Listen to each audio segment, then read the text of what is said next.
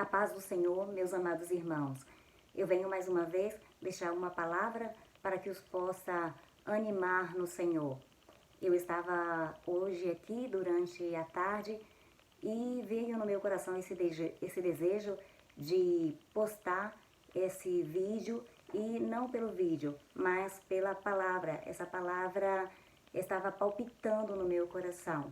E se estava palpitando, não porque seja um sentimento humano, mas nós cremos que Deus ele fala, nós cremos que Deus ele é presente conosco, e essa palavra eu creio que vai edificar a vida dos irmãos.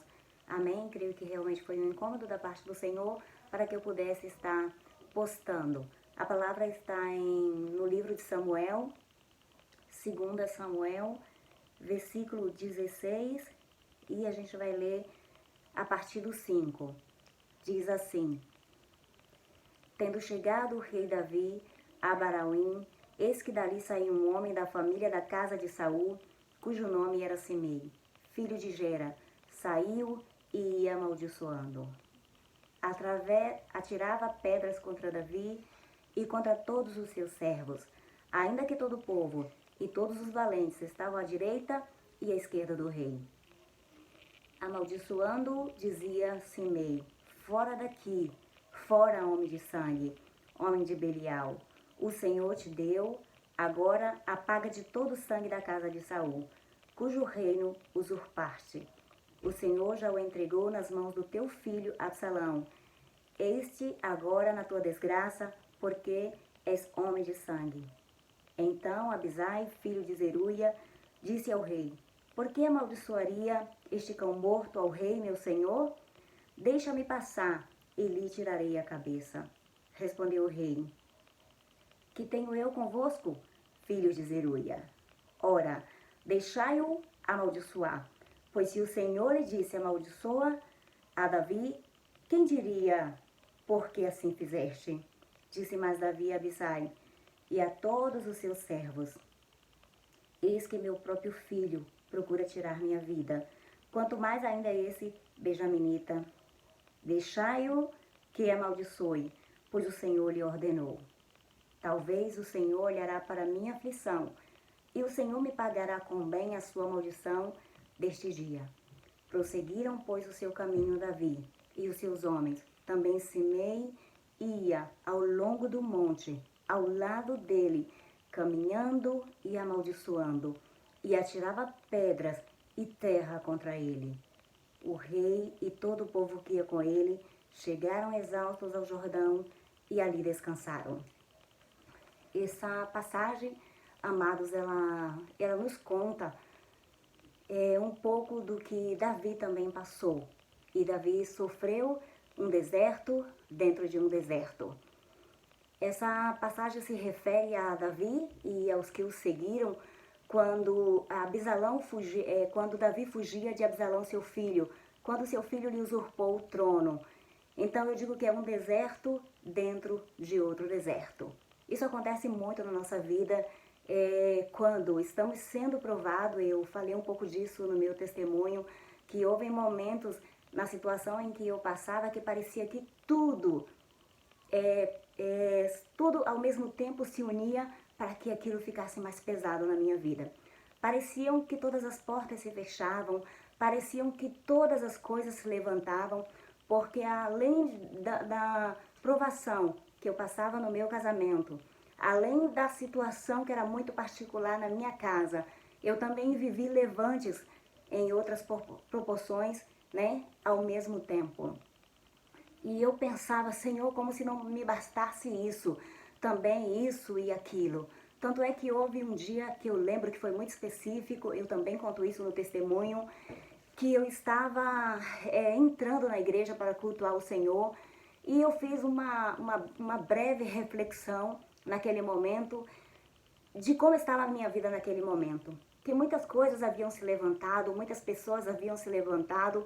Não era somente a situação com meu esposo, a situação que eu vivia, mas outras situações se levantavam juntamente naquele momento. Parecia que tudo estava contra mim e que Deus não via nada. Tanto é que me veio um pensamento quando eu adentrei a igreja. Eu coloquei o primeiro pé, eu me lembro perfeitamente bem, para entrar na igreja, eu digo, Senhor, para mim não tem saída. Tá tudo fora do lugar, tá tudo desordenado. E logo veio o pensamento. Deus respondeu no mesmo instante, mas eu vou colocar tudo no lugar. E eu entrei com mais segurança, apesar daquela dor que eu sentia, apesar daquele desconforto, né, no sentimento e na alma, mas eu senti também a paz em meio à guerra, de que Deus ia fazer alguma coisa. Pero aqui o que eu quero trazer para os amados, diante desta palavra, é que Simei, né? Simei, ele era da descendência de Saul, dos benjaminitas, e Davi, nós sabemos que Davi veio da tribo de Judá, e que foi quem assumiu o reino no lugar de Saul. E houve a guerra, não? Entre Absalão e Davi, não uma guerra que Davi procurou, mas Absalão, seu filho, ele tomou, né? Traiu a Davi, traiu o seu próprio pai, tomou o trono de Davi, e Davi, claro, não por falta de forças, não por falta de valentes, não por falta de guerreiros, Davi, ele preferiu fugir. Ele lutou, contra Golias, Davi era chamado, né, homem de guerra, Davi, ele peleou, Davi, ele lutou contra várias situações, em várias situações, Deus, ele entregava vitórias a Davi, Davi é conhecido como um homem de guerra, mas da guerra com o filho dele, Davi, ele preferiu fugir, justamente para não matar ao seu próprio filho.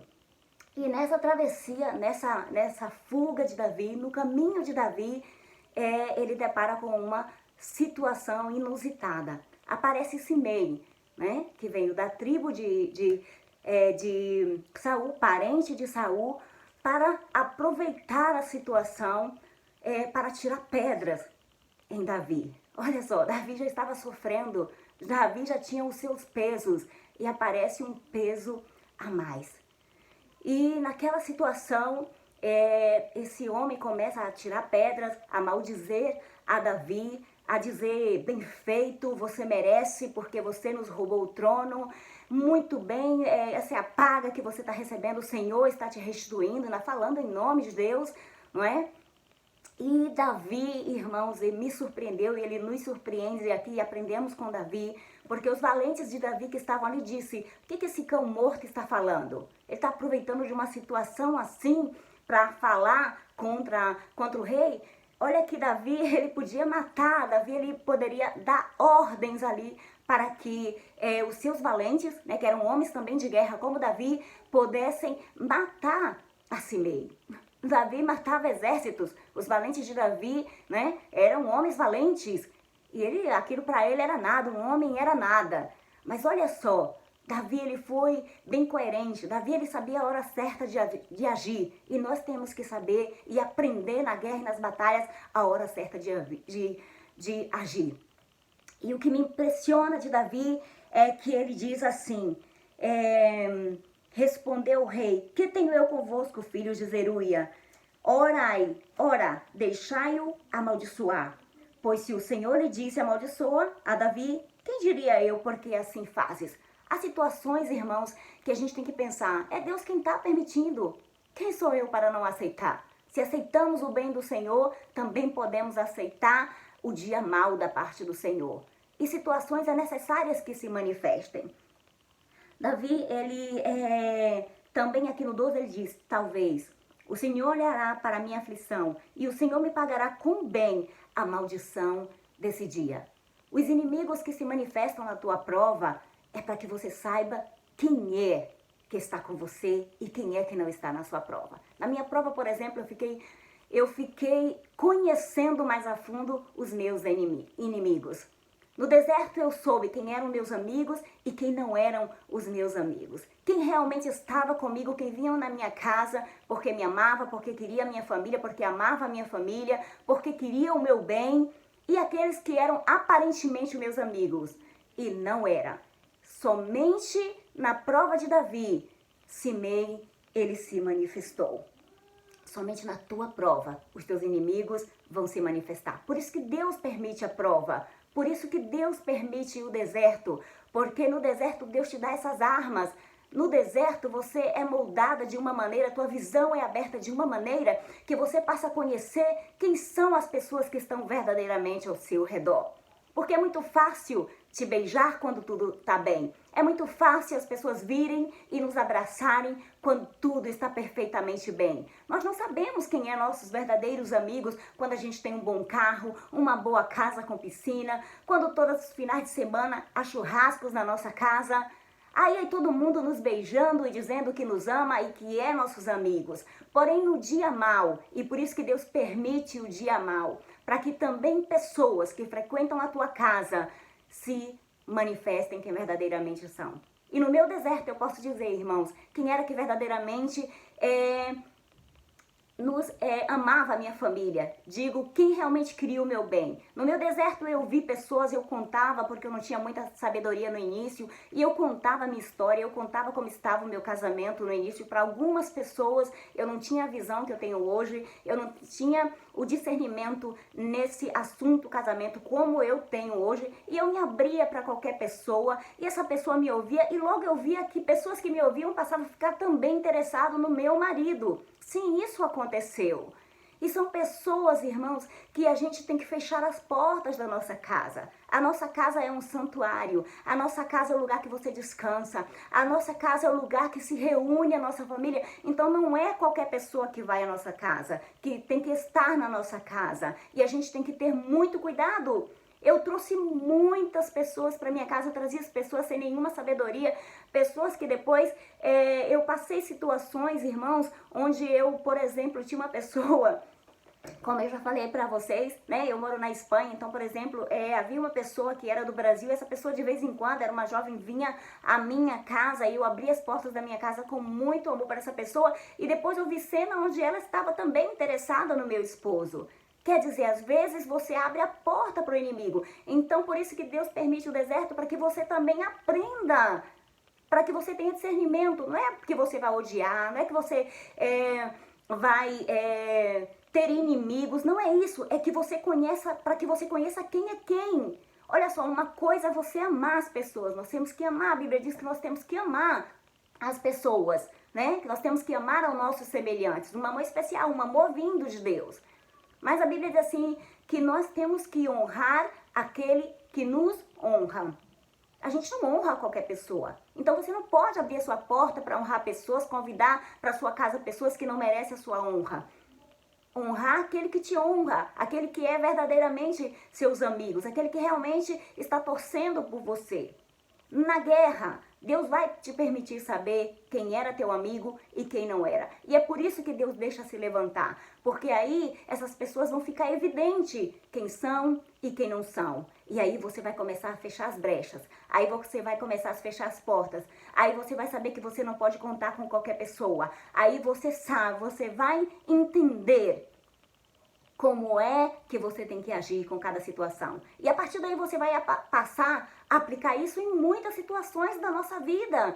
O deserto, para isso vem o deserto também.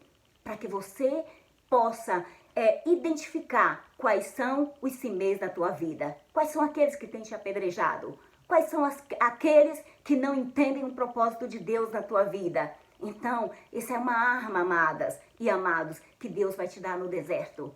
Porque a gente também precisa tapar as brechas. Se não se manifestasse as provas na nossa vida, os desertos na nossa vida, nós também não teríamos a capacidade de discernir quem são os cimei e quem não são das nossas vidas. Há pessoas que nos bajulam, há pessoas que estão conosco somente porque nós estamos bem. Mas, na verdade, são pessoas que nos tratam com falsidade, pessoas que falam mal de nós, pessoas que não torcem, que não estão conosco pelo nosso bem, sabe? Mas estão pelos interesses ou porque nós vivemos uma vida estável. Então, para isso também é o deserto. E uma outra coisa também que eu queria deixar aqui para vocês e que me ensinou muito é que na minha prova, a minha prova ela foi exposta. Exposta, assim, não por mim. A minha prova ela foi exposta no sentido de que muitas pessoas, né, onde eu moro, que isso é normal, as pessoas que estavam ao meu redor, elas viam o meu sofrimento, viam, digo, não no sentido de ver e de se compadecerem, que assistiam, né? Toda aquela desordem na minha casa. Muitas pessoas que me rodeavam, coisas que a gente não pode ocultar, sabiam que eu e meu esposo não estávamos bem. Sabia que nós estávamos a ponto de nos separarmos.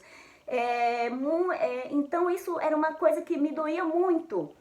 Amigos do meu esposo, pessoas que circulavam ao redor do meu esposo, eles também viam a nossa situação e eu sabia que se alegravam com o que estavam vendo, porque realmente tinham interesse que meu casamento fosse destruído, porque o diabo, ele é assim, o diabo não se importa com família, né? As pessoas gostam de espetáculo, as pessoas gostam dos fracassos.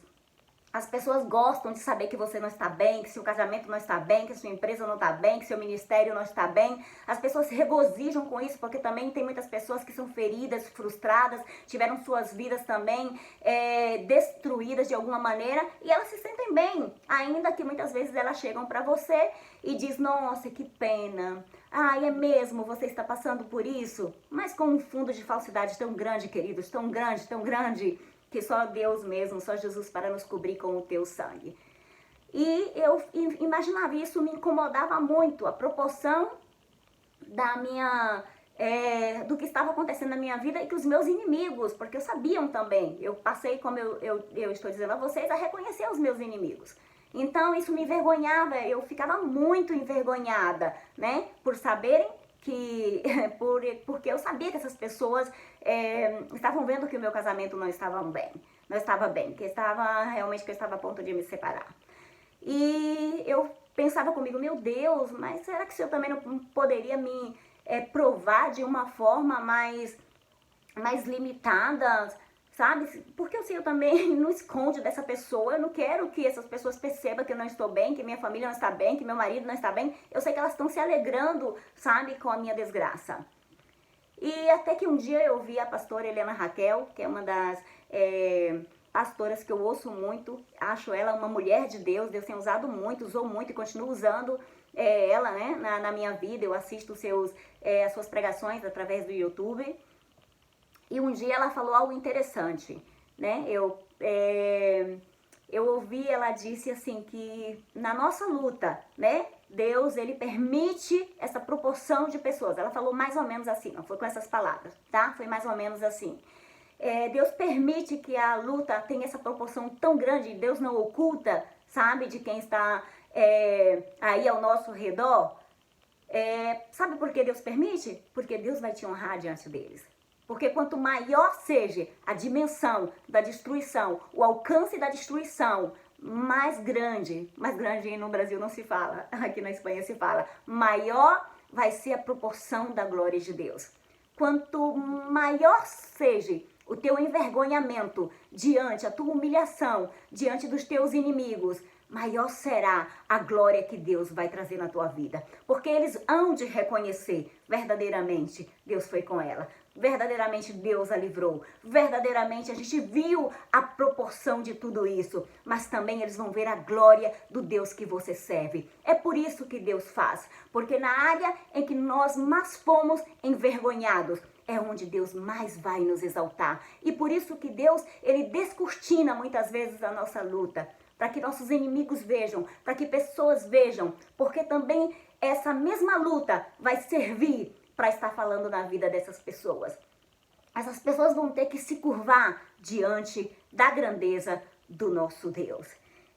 E para finalizar, diz assim o 13: prosseguiu, pois, o seu caminho Davi, e os seus homens também. Simei ia ao longo do monte, ao lado dele, caminhando e amaldiçoando, e atirava pedras e terra nele.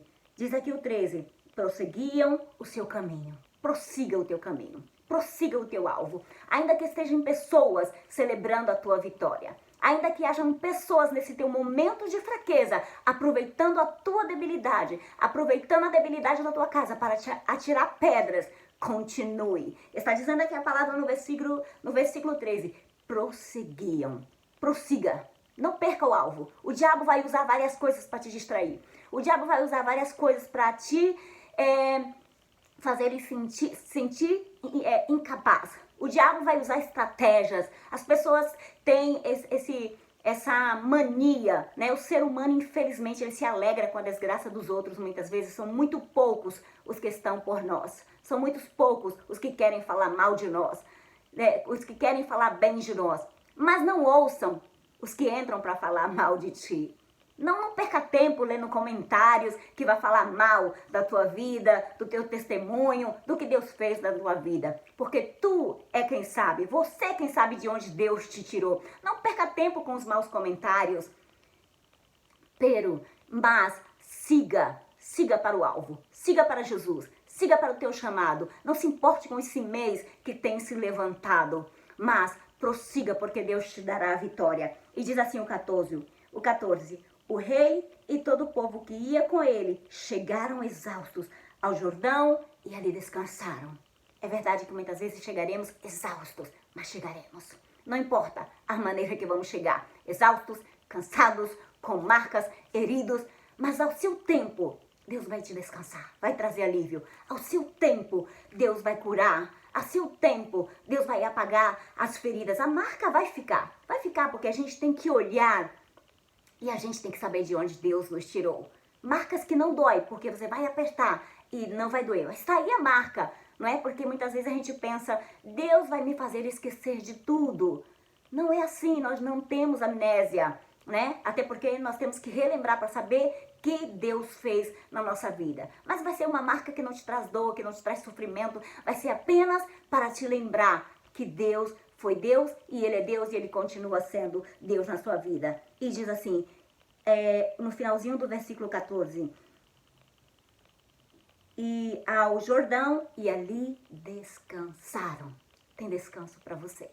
Tem descanso na tua luta. Vai chegar o teu tempo. Continue. Prossiga no teu alvo. Prossiga. Não ouça o da direita e nem da esquerda. Porque o que não faltam são pessoas para opinar sobre a nossa vida, sobre os acontecimentos. O que não vai faltar são pessoas para dar o seu aval, né? Quando na verdade tu não precisa disso. Mas não ouça o que não é para ouvir. Não pare no caminho para escutar Simei. Deixa Simei apedrejar, porque Deus no tempo certo, Deus ele vai fazer. Que Deus os abençoe.